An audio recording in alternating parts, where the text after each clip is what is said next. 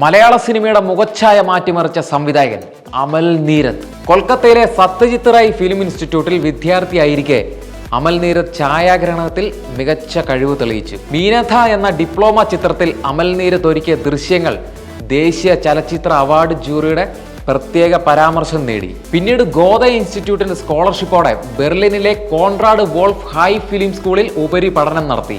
മടങ്ങിയെത്തിയ ശേഷം മ്യൂസിക് ആൽബങ്ങളും പരസ്യ ചിത്രങ്ങളും ചെയ്തുകൊണ്ടിരിക്കുമ്പോഴാണ് രാം ഗോപാൽ വർമ്മയുടെ സിനിമാ നിർമ്മാണ കമ്പനിയായ ഫാക്ടറിയിൽ അവസരം ലഭിച്ചത്.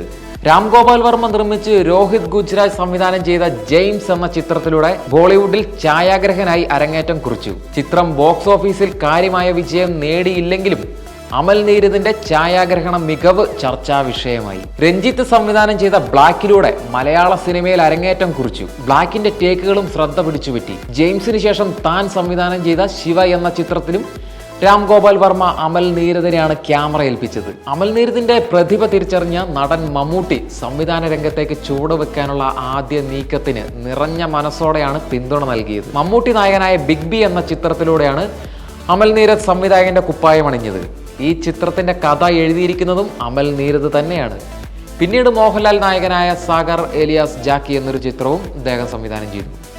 പൃഥ്വിരാജ് നായകനായ അൻവറാണ് അതിനുശേഷം അമൽ നീരദ് സംവിധാനം ചെയ്തത്. പിന്നീട് ചെയ്ത മൾട്ടി സ്റ്റാർ ചിത്രമായ ബാച്ചലർ പാർട്ടി മലയാളത്തിലെ അന്നേ വരെയുള്ള രീതികളെ മാറ്റിമറിച്ച സിനിമയാണ്. കൂടാതെ അത് കഴിഞ്ഞ് വേറെയും ഒരുപാട് സ്റ്റാർസിനെ വെച്ച് സിനിമകൾ ചെയ്തിട്ടുണ്ട്. ഇനി ബോഗൺവില്ലയ്ക്കായുള്ള കാത്തിരിപ്പാണ്.